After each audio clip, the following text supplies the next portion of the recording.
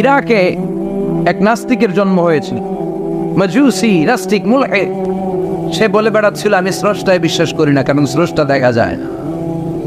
ইরাকের লোকেরা বলল আমাদের একজন ইমাম আছে, নাম নু'মান ইবনে সাবিত। কি নাম?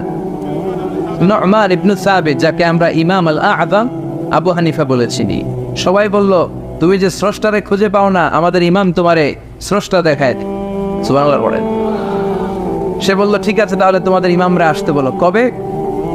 সামনের জুমাবারে ঠিক ভর দুপুরে, দুপুর 2টার দিকে জুমার নামাজের পরে আমিও আসবো, তোমার ইমামও আসবে, ডিবেট হবে।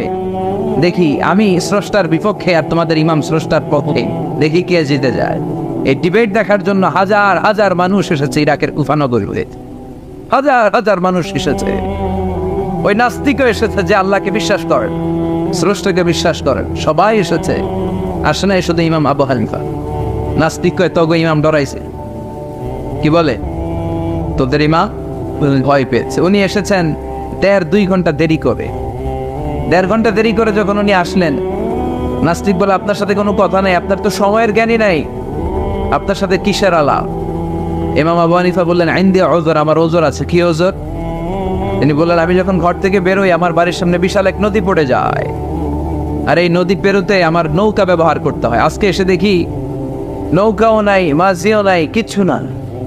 কিভাবে পার হবো? হঠাৎ দেখলাম নদীর পাশে বিশাল বড় গাছ, গাছটা হঠাৎ এমনি এমনি 2 টুকরা হয়ে গেল। গাছ থেকে বিশাল কাঠের তক্তা বের হয়ে গেল, তক্তাগুলো অটোমেটিক্যালি জোড়া লেগে নৌকা হয়ে গেল। এই নৌকা মাঝি ছাড়া সা করে আমার সামনে চলে এলো।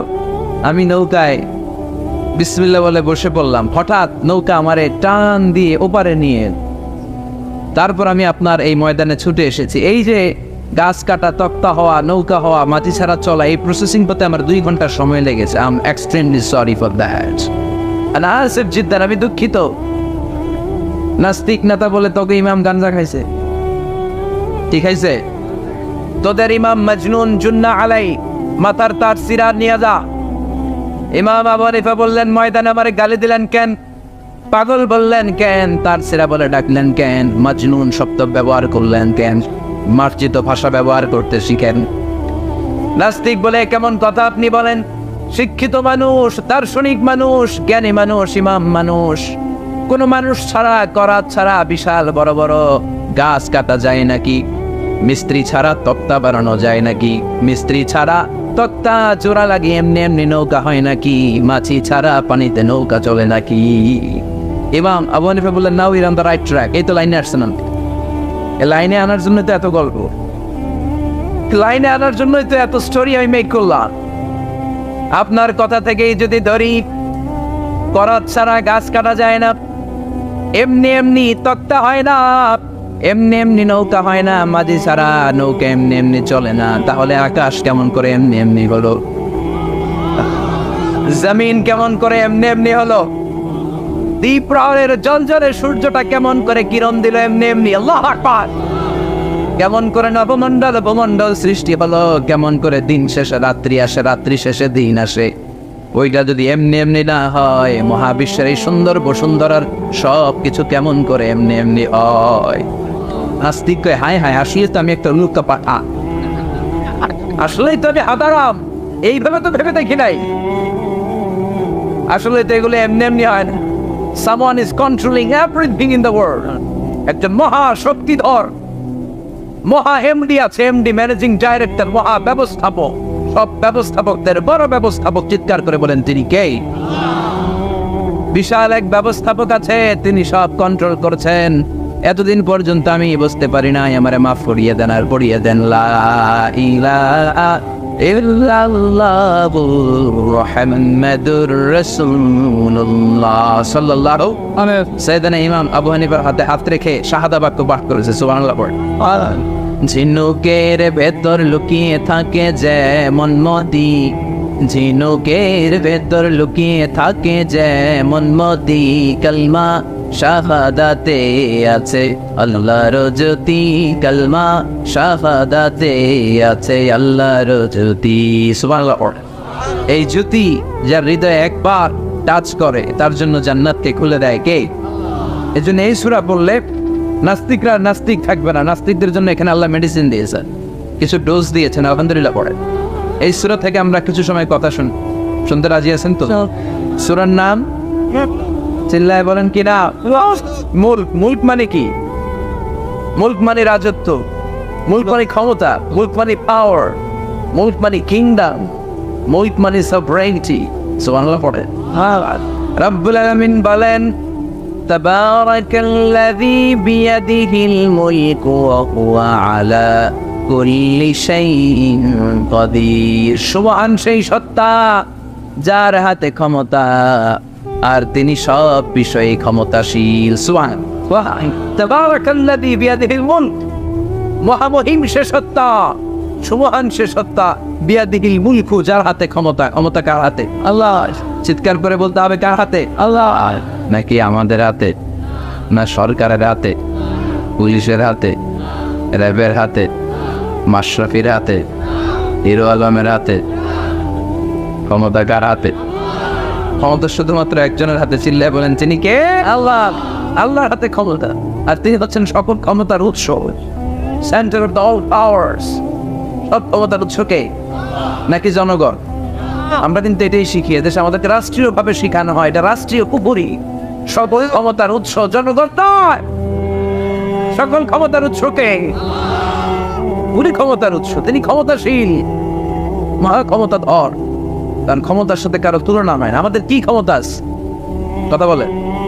বল্লা পোকার কামড় খাইছেন? হ্যাঁ, মৌমাছি কামড়াইছে, মৌমাছি কামড়াইলে চিল্লাচিল্লি শুরু করে, তো কি ক্ষমতা আছে আপনার? বল্লা কামড় মেয়েরা দেয় তো ওটা ধরে তো মারবো, এটাও পারি। কুত্তায় কামড়াইলে আমরা কুত্তারে কামড়াইতেও পারি না। কথা বলেন। আমরা নাকি ক্ষমতার মালিক। পিছন থেকে কেউ যদি বলে হুজুর শাহ, মজা করে বলছি এতই ভাই বেশ, আসলে যদি করে আসতো শব্দ, স্লোগান দেওয়ার বেলায় লিল্লাহে তাকবীর আল্লাহু আকবার, আমার ভাই তোমার ভাই, কাপায় ফেলামো নামায় ফেলাও। কথা বলেন। আর যদি পেছন থেকে কেউ আওয়াজ করে বলে শাহ, দৌড়। আপনারা কি দৌড় দিবেন? আমরা দিতে দৌড় দিব। কথা কর।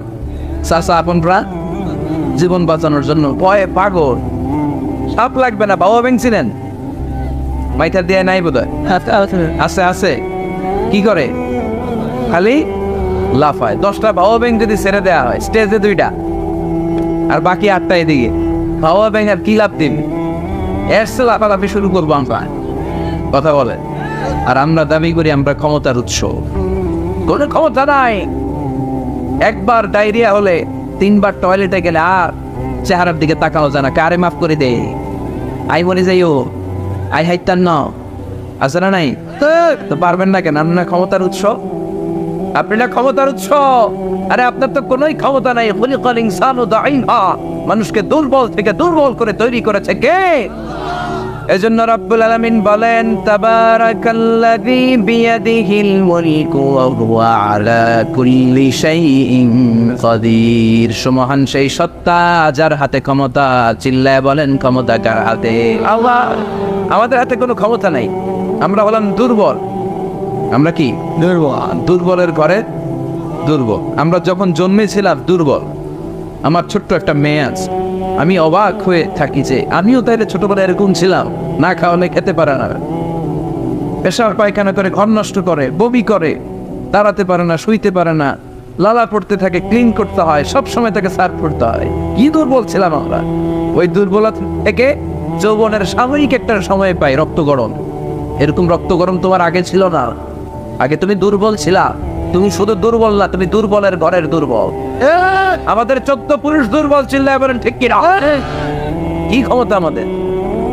দুর্বল হয়ে দুনিয়ায় জন্মালাম, সাময়িক কিছু সময়ের জন্য যৌবনের শক্তি পেলাম, আবার ওইটার পরে আবার দুর্বল হয়ে গেল।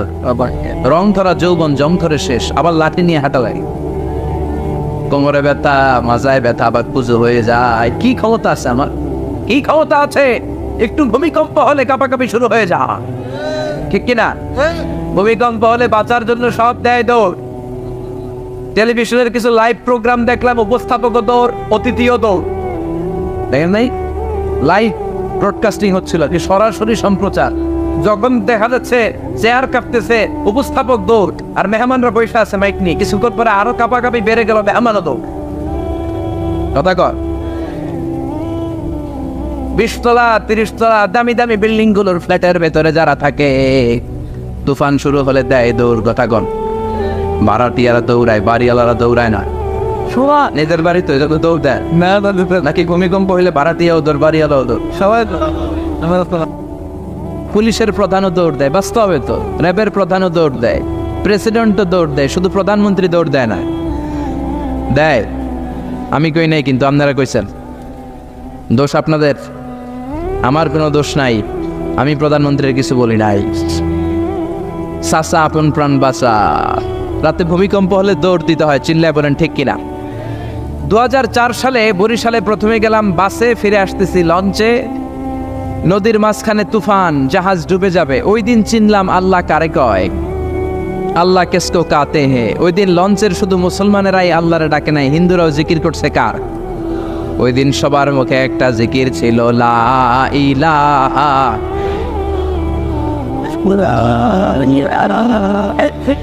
লা ইলাহা ইল্লাল্লাহু মুহাম্মাদুর রাসূলুল্লাহ। লঞ্চের সবাই সেদিন চিৎকার দিয়ে বলছে বাঁচাও। আমি বললাম কে বাঁচাবে? কই হুজুর আপনি বাঁচাবেন। তো তাইলে আমারে বাঁচাইবো কে? কই হুজুর আপনারে বাঁচাইবো আল্লাহ। আসলে বিপদে পড়লে বোঝা যায় আমাদের কোনো ক্ষমতা নাই, ক্ষমতার মালিক হচ্ছেন একজন, তিনি কে? এজন্য রব্বুল আলামিন বলেন, কুলিল্লাহুম্মা মালিকাল মুলকি তুতিল মুলকা মান তাশাউ ওয়া তানজিউল মুলকা মিম্মান তাশা ওয়া তুইজ্জু মান তাশাউ ওয়া তুযিল্লু মান তাশাউ বিয়াদিকাল খায়র ইন্নাকা আলা কুল্লি শাইইন কাদির। ও আল্লাহ, আপনি ক্ষমতার মালিক। ক্ষমতার মালিক কে? আপনি যারে চান ক্ষমতার চেয়ারে বসান, আবার যারে চান ক্ষমতা থেকে নামিয়ে দেন। ফেরাউনকে মিশরের মসনদে বসালো কে? আবার সাগরের পানিতে সুবানি খাওয়াইলো কে? নমরুদকে ইরাকের চেয়ারে বসালো কে? আবার মশার কামড় দিয়ে শেষ করে দিল কে? ডোনাল্ড ট্রাম্পকে আমেরিকার ক্ষমতার চেয়ারের মধ্যে বসালো কে? ডোনাল্ড ট্রাম্প যদি বান্দ্রামি করে, ওইটারও লাথি মাইরা নামায়া দিতে পারে কে? এজন্য আল্লাহ বললেন, তাবারাকাল্লাযী বিয়াদিহিল মুলকু ওয়া হুয়া আলা কুল্লি শাইইন কাদির। সুমহান সেই সত্তা যার হাতে ক্ষমতা, সব ক্ষমতা কার হাতে? জোরে বলেন না, কার হাতে? এই পৃথিবীতে অনেক দেশের প্রধানমন্ত্রী কিংবা প্রেসিডেন্ট ক্ষমতার চেয়ারে 5 বছরের মেয়াদে বসে, জানেন? জানেন না? না, কোন দেশে 5 বছরের মেয়াদে, কোন দেশে 10 বছরের মেয়াদে। তো আমার আল্লাহ ক্ষমতার চেয়ারে বসছে কয় বছরের মেয়াদে? কথা বলেন। 20 বছর, 50 বছর, 100, 200, এর চেয়ে বেশি? উনার ক্ষমতার নির্দিষ্ট মেয়াদ নাই, উনার আজীবন মেয়াদ। সুবহানাল্লাহ কইবেন না? ওয়াল আউয়াল ওয়াল আখির ওয়াল যাহির ওয়াল বাতিন ওয়া হুয়া বিকুল্লি শাইইন আলিম। আল্লাহ বললেন, আমি প্রথম, আমি শেষ, আমি প্রকাশ্য, আমি গোপন। অনাদিকাল থেকে আমি আল্লাহ ক্ষমতার চেয়ারে বসা, অনন্তকাল পর্যন্ত থাকব। ঠিক কি না? 5 বছর 10 বছরের মেয়াদে আল্লাহ ক্ষমতার চেয়ারে বসে নাই। আল্লাহর ক্ষমতার মেয়াদ হচ্ছে আজীবন মেয়াদ। চিল্লায় বলেন ঠিক কি না? বুঝে শুনে উত্তর দিবেন। পৃথিবীর অনেক দেশে ক্ষমতায় যেতে হলে ডেমোক্রেটিক সিস্টেমে ক্ষমতায় যেতে হয়, মানে ভোটে জিতে। তো আল্লাহ তো ভোটে জিতে ক্ষমতায় আসছে, তাই না? ভোট ছাড়া, হ্যাঁ, এমনি এমনি চলে আসছে। আবার পৃথিবীর অনেক দেশে ডিক্টেটরশিপ সিস্টেমে, মানে স্বৈরাচারী পদ্ধতিতে, জোর যার মুল্লুক তার, ওই সিস্টেমে ক্ষমতায় বসে। আল্লাহ তো এই সিস্টেমে আসছে না? আচ্ছা। আবার অনেক দেশে আছে মোনার্কি সিস্টেম, রাজতন্ত্র, বাবা রাজা, তার ছেলেও রাজা। তো আল্লাহর বাবা ছিল রাজা, এই জন্য আল্লাহও রাজা। বিষয়টা কেমন? আল্লাহ বললেন, খবরদার, আমার ক্ষমতার সাথে তোদের ক্ষমতা মিলাবি না। কুল হুয়াল্লাহু আহাদ আল্লাহুস সামাদ লাম ইয়ালিদ ওয়া লাম ইউলাদ ওয়া লাম ইয়াকুন লাহু কুফুয়ান আহাদ। লাম ইয়ালিদ ওয়া লাম ইউলাদ, আমি কাউরে জন্ম দেই নাই, আবার আমি কারো কাছ থেকে জন্ম নেই নাই। উত্তরাধিকার সূত্রে কারো কাছ থেকে ক্ষমতা পাই নাই। বিশ্বের শুরুতে, মহাবিশ্বের শুরু থেকে যে ক্ষমতার চেয়ারে আমি আল্লাহ বসে আছি, আমি আল্লাহ এই ক্ষমতার চেয়ারে শেষ পর্যন্ত থাকবো। চিল্লায় বলেন ঠিক কি না? আমাদের ক্ষমতার সাথে ওনার ক্ষমতার কোনো মিল নাই। আবার পৃথিবীর অনেক দেশে দেখবেন ক্ষমতায় যেতে হলে কোয়ালিশন করা লাগে। বাংলাদেশে এটা বলে জোট করা লাগে। কি করা লাগে? জোটের রাজনীতি বাংলাদেশে আছে না নাই? কথা বলেন, কথা কয় না, মনে হয় কিছু বুঝেই না। জোটের রাজনীতি আছে না নাই? জোট যার বেশি ক্ষমতা তার বেশি, ঠিক কি না? প্রথমে শুরু হলো 4 দলীয় জোট, তারপর 14 দলীয়, তারপর 18 দলীয়, এরপর 20 দলীয়, এরপর মহাজোট, এবার হবে মহাজোট। তো আল্লাহ তো জোট করে ক্ষমতায় আসছে। আল্লাহর জোট করা লাগছে, কোয়ালিশন করা লাগছে। আল্লাহ বললেন খবরদার, ওয়ালাম ইয়াকুল্লাহু শারীকুম ফিল মুলকি ওয়া কাব্বিরহু তাকবীরা। আমার ক্ষমতায় কোনো অংশীদার দল নাই, আমার ক্ষমতার মধ্যে কোনো শরিক দল নাই, আমার কোনো জোট নাই, আমার কোনো কোয়ালিশন নাই। আমি একাই ক্ষমতার মালিক, আমার ক্ষমতায় ভাগ বসানোর মতো কেউ নাই। জোরে কোন ঠিক কি না? আবার দেখবেন পৃথিবীর অনেক দেশে আন্দোলনের মাধ্যমে ক্ষমতার চেয়ার থেকে নামানো যায়। যিনি প্রেসিডেন্ট, একটা আন্দোলন করলে ক্ষমতা থেকে নামানো যায়, এরকম আছে না নাই? গণ অভ্যুত্থান করতে পারলে, আন্দোলন করতে পারলে ক্ষমতা থেকে নেমে যায়।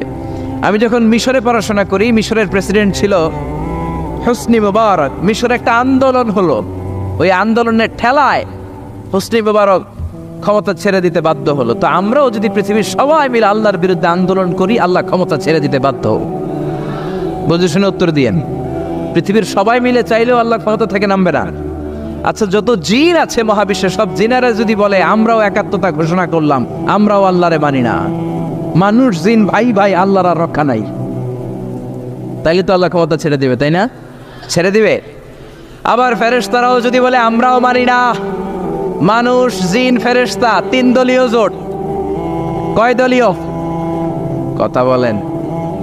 মানুষ জিন ফেরেশতা 3 দলীয় জোট করে যদি আল্লাহর ব্যাপারে বিদ্রোহ করি, তাহলে আল্লাহর ক্ষমতা শেষ নাকি? আল্লাহর ক্ষমতা শেষ? আল্লাহ বললেন ওয়া আন্নাকুম গায়রু মুজিজিল্লাহ।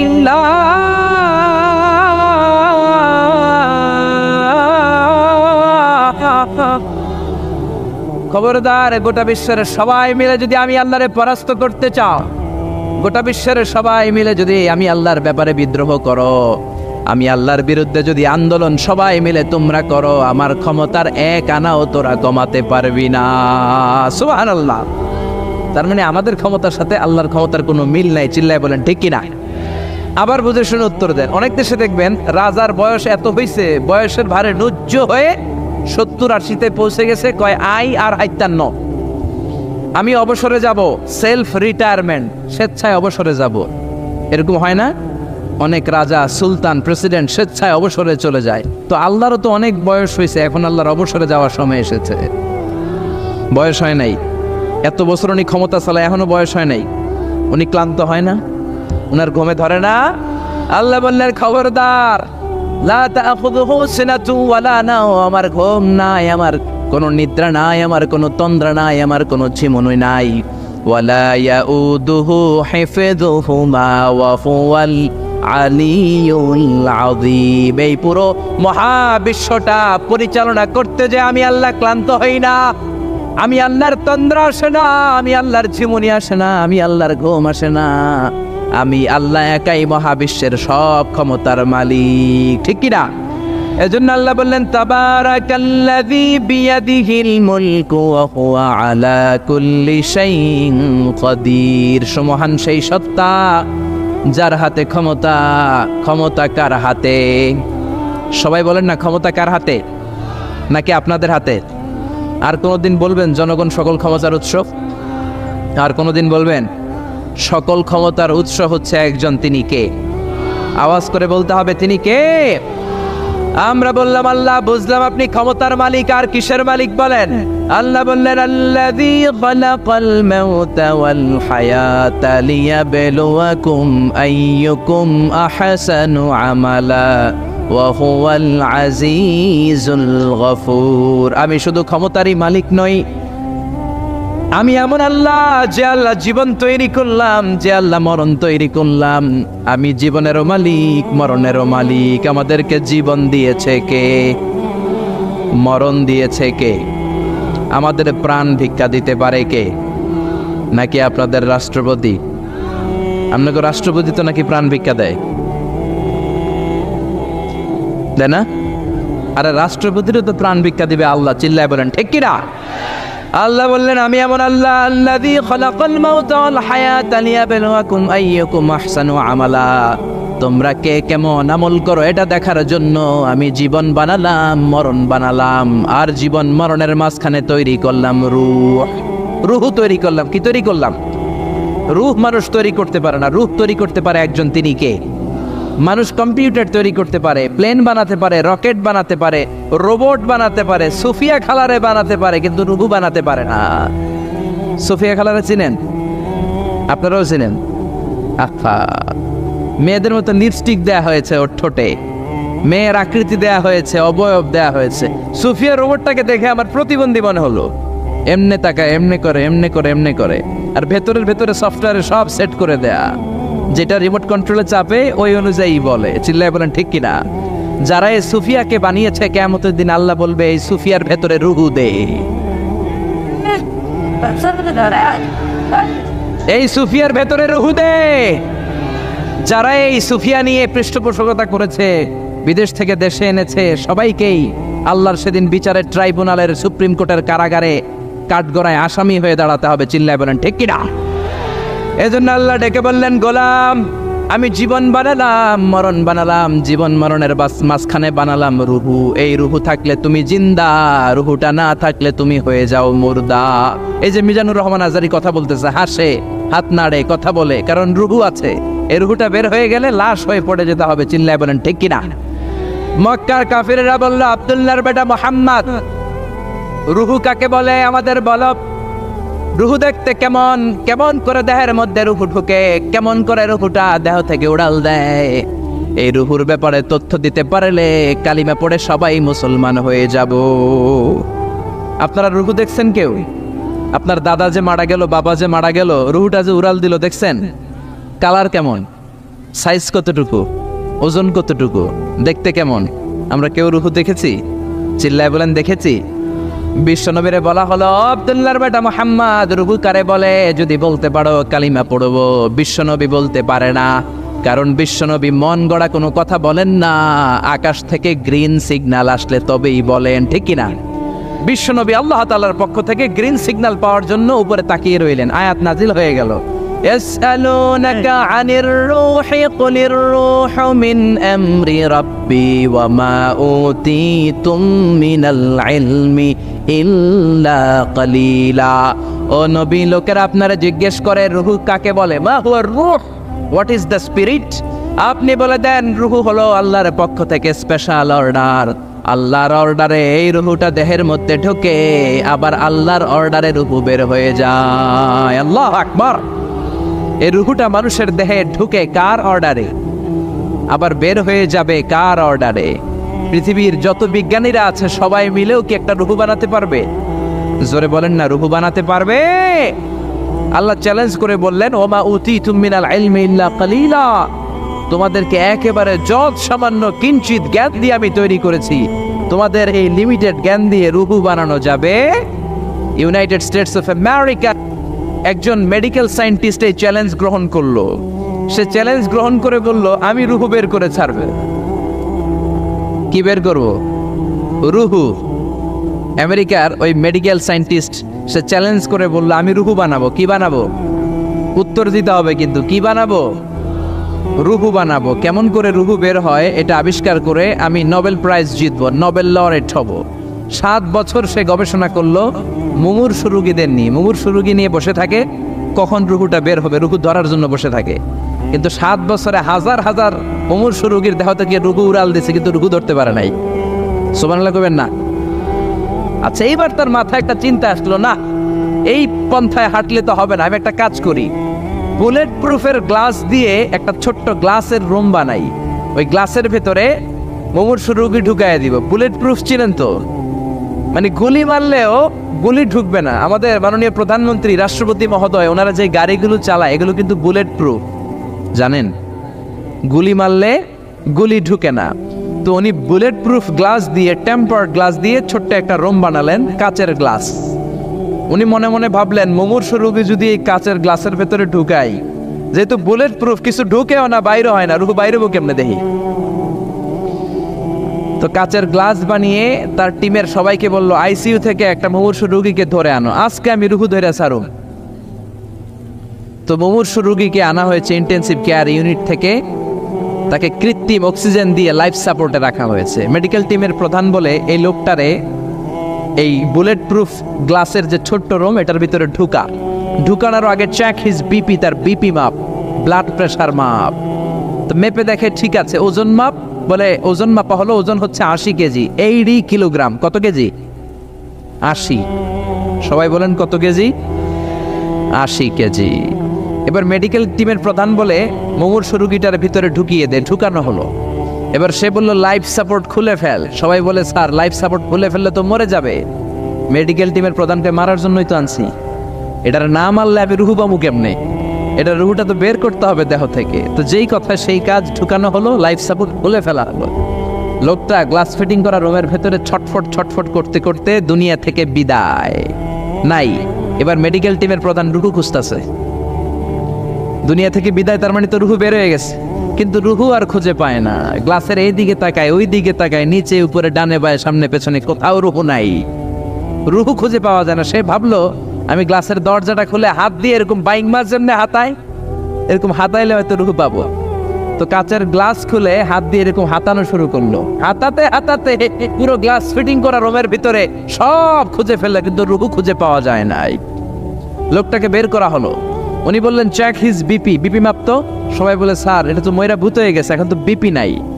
বিপি বুঝেন তো, ব্লাড প্রেশার। এই যে ধাক্কাটা, অলিন্দ নিলয়, সিস্টোলিক ডায়াস্টোলিক, জন্মের পর থেকেই আমাদের এই যে দম নেয়া আর দম ছেড়ে দেওয়ার খেলাটা আছে না নাই?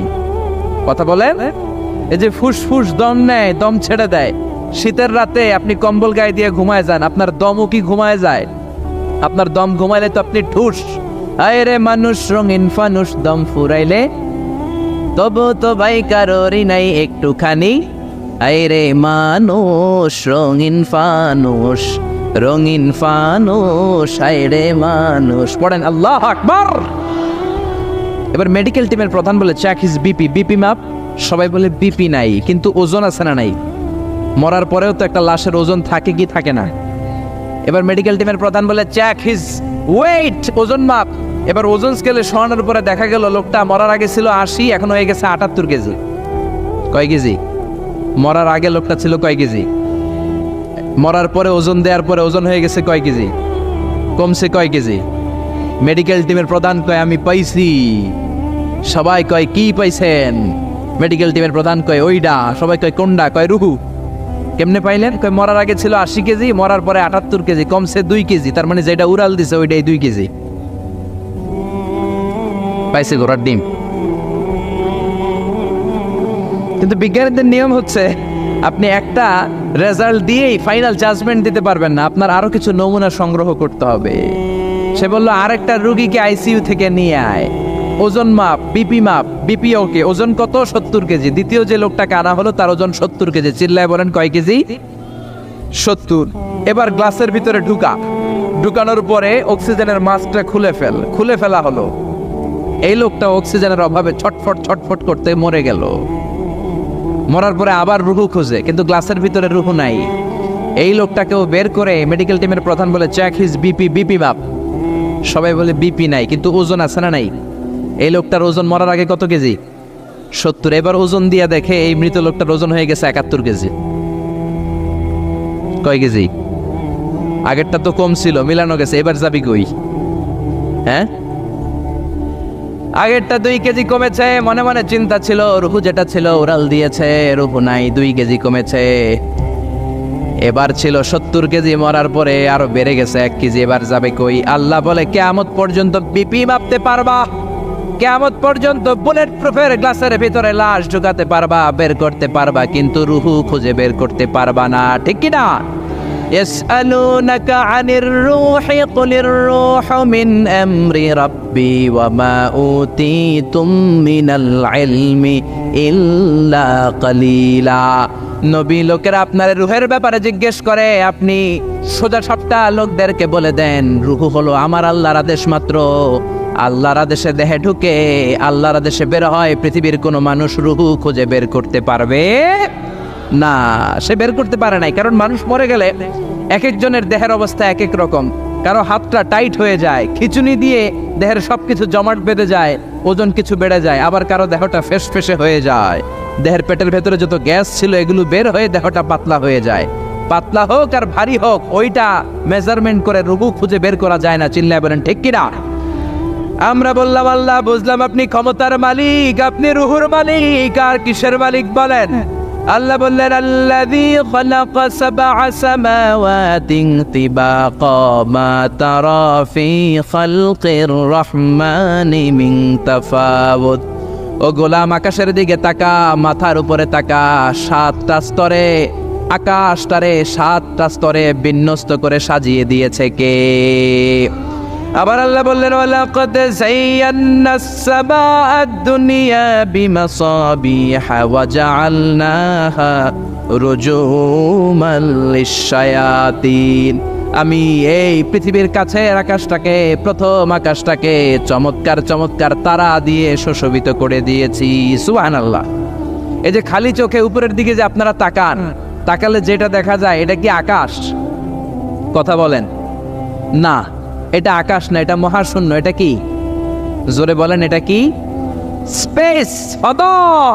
এটা মহাশূন্য। আপনি উপরের দিকে তাকালে যেটা দেখেন এটা প্রথম আকাশের মহাশূন্য। কথা খেয়াল করে বুঝতে হবে। তার অনেক অনেক উপরে প্রথম আকাশ, তারপরে দ্বিতীয় আকাশের মহাশূন্য, তারপরে দ্বিতীয় আকাশ, তারপরে তৃতীয় আকাশের মহাশূন্য, তারপরে তৃতীয় আকাশ, তারপরে চতুর্থ আকাশের মহাশূন্য, তারপরে চতুর্থ আকাশ। এভাবে একটার চেয়ে আরেকটা বড়। কত বড়? বিষ্ণু বললেন, তোমার হাতের আংটিটা খুলে যদি সাহারা মরুভূমির উপরে ছুঁড়ে ফেলে দাও, সাহারা মরুভূমির তুলনায় তোমার হাতের আংটি যত ছোট, আল্লাহর দ্বিতীয় আসমানের তুলনায় আল্লাহর প্রথম আসমানটা ঠিক তত ছোট। সুবহানাল্লাহ। বাড়িতে যে বললেন, একটার চেয়ে আরেকটা বড়। প্রথম আসমানের চেয়ে দ্বিতীয় আসমান বড়, দ্বিতীয় আসমানের চেয়ে তৃতীয় আসমান বড়, ওইটার চেয়ে চতুর্থ, পঞ্চম, ষষ্ঠ, সপ্তম ওইটা বড়। তার উপরে বর্ডার এলাকা সিদরাতুল মুনতাহা বড়, তার চেয়ে বড় হচ্ছে লৌহে মাহফুজ, তার চেয়ে বড় আল্লাহর আরশ, তার চেয়ে বড় আল্লাহর কুরসি, তার উপরে আল্লাহর 70,000 নূরের পর্দার প্রথম পর্দাটা মহাবিশ্বের সবকিছুর চাইতে বড়। আল্লাহর এই সৃষ্টির তুলনায় কত ক্ষুদ্র আমি, কত তুচ্ছ আমি, কত নগণ্য আমি। এই যে আড়াইবাড়ি দরবার, এটার কোন থানায় পড়েছে?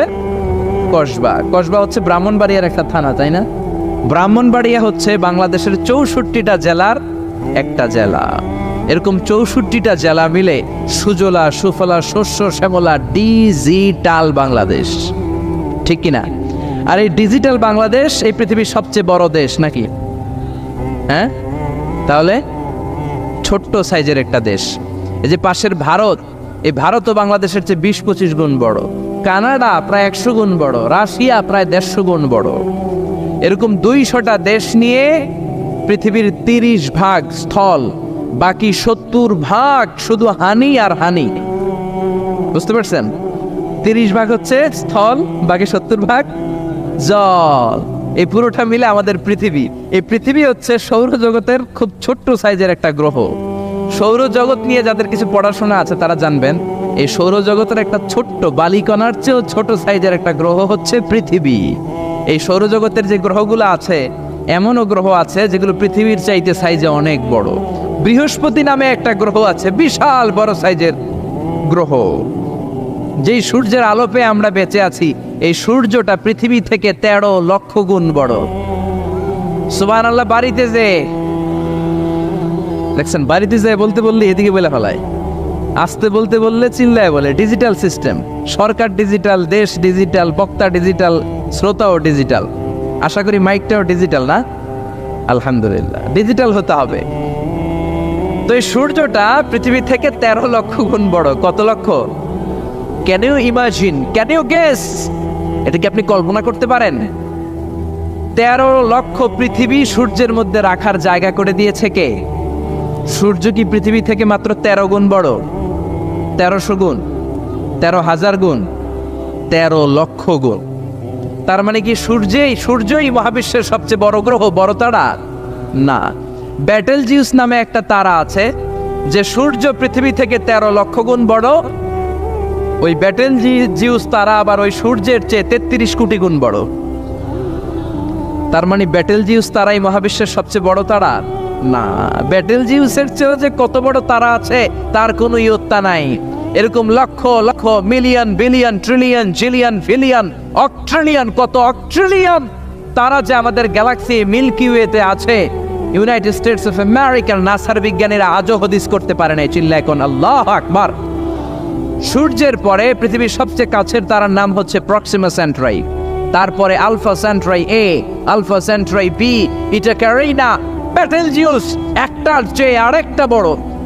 আসেন এই শীতের রাতে আমরা সূর্যের পরে পৃথিবীর সবচেয়ে কাছের যেই তারা প্রক্সিমা সেন্ট্রাই, এই শীতকালের একটা পিকনিক করে আসি ওখান থেকে। প্রক্সিমা সেন্ট্রাইতে আমরা পিকনিক করতে যাবেন? ওখানে যদি আমরা শীতকালীন পিকনিক করতে যাই তাহলে আমাদের কত সময় লাগবে? ছোট্ট একটা আইডিয়া দেই তো। আমরা যে পিকনিকে যাব, যারা যারা হাত তোলেন, কিভাবে যাইবেন? গাড়িতে? কেন? প্লেনে? রকেটে? হ্যাঁ, রকেটে যাইতে হবে, প্লেনে যাওয়া যাবে না। কারণ বর্তমান বিশ্বের সবচেয়ে দ্রুতগামী যে প্যাসেঞ্জার প্লেন আবিষ্কার হয়েছে এটার নাম হচ্ছে বোম সুপারসনিক। কি নাম? Bomb supersonic. Bomb bomb Afridi না, আবার বোম সুপারসনিক। এটা ঘন্টায় চলে 1300 কিলোমিটার বেগে। এটা দিয়েও যাওয়া যাবে না, কারণ কোনো প্যাসেঞ্জার বিমান দিয়ে এই যে মাধ্যাকর্ষণ শক্তি এটাকে ডিঙানো যায় না। আমাদেরকে যেতে হবে রকেট দিয়ে। কোন রকেট দিয়ে যাব? যে রকেট দিয়ে নীল আর্মস্ট্রং, এডউইন অলড্রিন আর মাইকেল কলিন্স 1969-এ চাঁদে নেমেছিল। ওই রকেটটার নাম হচ্ছে অ্যাপোলো 11। যারা যারা হাত তুলছেন একটু নামটা মুখস্থ রাখেন, অ্যাপোলো 11। তাহলে আপনি ঘুরে আসলে লোকেরা জিজ্ঞেস করতে পারে কোন রকেটে গেছিলেন, তখন বলতে হবে না অ্যাপোলো 11-এ গেছিলাম। তো ঠিক আছে, যারা যারা হাত তুললেন তারা আর আমি এখন পৃথিবী থেকে সবচেয়ে কাছের যে তারাটা প্রক্সিমা সেন্ট্রাই তার নাম, ওইখানে পিকনিকে যাব। তো এই যে রকেটটা দিয়ে যাব অ্যাপোলো 11, এটা কত দ্রুত চলে এটা আগে শোনেন। এই অ্যাপোলো 11 সেকেন্ডে চলে 11 কিলোমিটার বেগে, মিনিটে চলে 660 কিলোমিটার বেগে, আর ঘন্টায় চলে 39,000 কিলোমিটার বেগে। সুবহানাল্লাহ, মজা করে কইতে পারলেন না? 39,000 কিলোমিটার বেগে ঘন্টায় চলে। আচ্ছা, বাংলাদেশ থেকে আমেরিকা কত কিলো হবে? 8-10,000 কিলো। তার মানে এই রকেটটা দিয়ে বাংলাদেশ থেকে আমেরিকায় 1 ঘন্টায় 4 বার আসা যাওয়া করা যাবে। সুবহানাল্লাহ পড়েন। তো যারা যারা হাত তুলেছেন, আসেন আমরা এই রকেট দিয়ে পৃথিবীর সবচাইতে কাছের তারা প্রক্সিমা সেন্ট্রাইতে শীতকালের পিকনিকে যাব। কিন্তু যাবেন যে কত সময় লাগবে এটাও তো জানার দরকার আছে না নাই? যেই রকেটটা অ্যাপোলো 11 ঘন্টায় চলে কত হাজার কিলোমিটার বেগে? 39,000 কিলোমিটার বেগে। 39,000 কিলোমিটার বেগে ছুটে এরকম একটা রকেট দিয়ে যদি পৃথিবীর সবচেয়ে কাছের তারায় আমরা পৌঁছতে চাই, আমাদের 1,15,000 বছর লেগে যাবে। কেন ইমাজিন? আপনি কি কল্পনা করতে পারেন যে রকেটটা ঘন্টায় ছুটবে আপনাকে নিয়ে 39,000 কিলোমিটার বেগে, ওই রকেটটা দিয়ে পৃথিবীর সবচেয়ে কাছের যে তারাটা ওইটাতে পৌঁছতে আমাদের 1,15,000 বছর লেগে যাবে। তার মানে আল্লাহ যদি বলে যা আজারি কি আর করবি, তোর যখন এত শখ হয়েছে, যারা যারা হাত তুলছে তোরে আর ওদেরকে আমি 1,15,000 বছর হায়াত দিয়ে দিলাম। তা আমরা যদি যাইতে শুরু করি, বাকি যারা হাত তোলা নাই এরা মরে ভূত হয়ে যাবে। শুধু এরা না, এদের নাতিপুতিও মরে শেষ, আমাদের নাতিপুতিও শেষ। সবাই মরতে মরতে মরতে মরতে 6,000 প্রজন্ম, 6,000 জেনারেশন যখন মরে ভূত হয়ে যাবে, তখন আমাদের ওই তারার মধ্যে নামার সময় হবে। সুবহানাল্লাহ কইবেন না? গ্রিক সভ্যতার সময়কালে গ্রিকদের একটা সভ্যতা আছে, নাম শুনছেন না? গ্রিক সভ্যতা, মিশরীয় সভ্যতা, মেসোপটেমিয়াম সভ্যতা, ইনকা সভ্যতা, মহেঞ্জোদারো সভ্যতা, চিচেন ইৎজা সভ্যতা। তো এই যে গ্রিক সভ্যতার সময়কালে কেউ যদি এই প্রক্সিমা সেন্ট্রাইতে এই রকেটটা দিয়ে যাওয়া শুরু করতো, তাহলে 2018 সালে তাদের পুরো সফরের মাত্র 4% কমপ্লিট হতো। 96% ট্যুর তখনও বাকি থেকে যেত। চিল্লায় পড়েন আল্লাহু আকবার। ওই আল্লাহ ডেকে বললেন, গোলাম ওয়ালাকাদ যায়্যানাস সামাআদ দুনিয়া বিমাসাবিহা ওয়া জাআলনাহা রুজুমান লিশ-শায়াতিন। এরকম বিশাল বিশাল তারকারাজি দিয়ে, তারা দিয়ে প্রথম আকাশটাকে আমি আল্লাহ সুশোভিত করে দিয়েছি। পড়েন সুবহানাল্লাহ। তো এরকম তারা কি মহাশূন্যে শুধু একটা আছে? কত হাজার আছে কেউ জানে না। চিল্লায় বলেন ঠিক কিনা? সূরাতুল মুলক অনেক লম্বা, তো আমি হাইলাইটেড জায়গাগুলো নিয়ে আপনাদের সাথে কথা বলি। এরপরে রব্বুল আলামিন প্রথম রুকুর শেষের দিকে বললেন, ওয়া আসিররু কাওলাকুম আও ইজহারু বিহি ইন্নাহু আলিমুম বিযাতিস সুদূর। ও গোলাম, তোমরা আস্তে কোনো কথা বলো, প্রকাশ্যে বলো কিংবা গোপনে বলো, কেউ শোনে না, শোনে কে? চিল্লায় বলেন, কেউ যেটা দেখে না দেখে কে? কেউ যেটা শোনে না শোনে কে? দুনিয়ার সবার চোখ আপনি ফাঁকি দিতে পারবেন, আমার আল্লাহর চোখ ফাঁকি দেয়া যাবে নাকি? আচ্ছা বলেন তো, পুলিশের চোখ ফাঁকি দেয়া যায় কি যায় না? র্যাবের চোখ, বিমানবন্দরে কাস্টমস অফিসারের চোখ, দুর্নীতি দমন কমিশনের অফিসারের চোখ, পরীক্ষার হলে ম্যাজিস্ট্রেটের চোখ, কিন্তু আমার আল্লাহর চোখ ফাঁকি দেয়া যায়? আপনি রাত্রিবেলা দরজা বন্ধ করে জানলা আটকে দিয়ে বাতি বন্ধ করে পাপ করেছেন, অন্যায় করেছেন, কেউ দেখে নাই, দেখেছে কে? এরপরে আল্লাহ বললেন, আওয়ালাম ইয়ারাউ ইলাত তায়রি ফাওকাহুম সাফাতিন ওয়া ইয়াকবিদনা মা ইউমসিকুহুন্না ইল্লার রাহমান ইন্নাহু বিকুল্লি শাইইন বাসীর। আল্লাহ ডেকে বললেন, গোলাম ওরা কি পাখির দিকে তাকায় না? আওয়ালাম ইয়ারাউ ইলাত তায়র, ওরা কি পাখির দিকে নজর করে না? ফাওকাহুম সাফাতিন ওয়া ইয়াকবিদ, যেই পাখিগুলো ওদের মাথার উপর দিয়ে উড়ে বেড়ায়, যেই পাখিগুলো ওদের মাথার উপরে ডানাগুলো মেলে দেয়, আবার ডানাগুলো ছাপটে জমিনের মধ্যে নেমে আসে, ওরা কি পাখির দিকে তাকায় না? কেউ যদি পাখি নিয়ে গবেষণা করে সে নাস্তিক হতে পারে। আপনি যদি পাখি নিয়ে রিসার্চ করেন আপনি নাস্তিক হতে পারবেন না। এজন্য আল্লাহ তাআলা পবিত্র আল কোরআন আল কারীমের অনেক জায়গায় পাখির কথা বললেন, পাখি দিয়ে আল্লাহ দৃষ্টান্ত দিলেন। সুলাইমান আলাইহিস সালামকে আল্লাহ তাআলা একটা স্পেশাল পাখি দিলেন, ওটার নাম হচ্ছে হুদহুদ। 1000 মিটার উপর থেকেও তার এই পাখির চোখে মেগাপিক্সেল এত বেশি ছিল, জমিনের দিকে নজর করেই জমিনের কত ফুট নিচে মিষ্টি পানি আছে এই পানির সন্ধান সে সুলাইমান নবীকে দিয়ে দিত। সুবহানাল্লাহ পড়েন। কত কিসিমের, কত ধরনের, কত রং বেরঙের পাখি যে আল্লাহ পৃথিবীতে বানিয়েছেন তার কোনো ইয়ত্তা নেই। হামিং বার্ড নামে একটা পাখি আছে, নর্থ আমেরিকাতে পাওয়া যায়, পৃথিবীর সবচেয়ে ছোট্ট সাইজের পাখি। এটা যখন প্রাপ্ত বয়সে পৌঁছে এই পাখিটার সাইজ হয় মাত্র 3 ইঞ্চি। কয় ইঞ্চি? পৃথিবীর সব পাখি সামনের দিকে উড়ে, আর এই হামিং বার্ড সামনেও যেমনি উড়ে পিছনের দিকে উঠতে পারে। সুবহানাল্লাহ কইলেন না? এই পাখিটা প্রতি সেকেন্ডে তার পাখা ঝাপটায় 80 বার। কয়বার? আমি আপনি আমাদের হাতগুলো 1 সেকেন্ডে ঝাপটাতে পারবো কয়বার?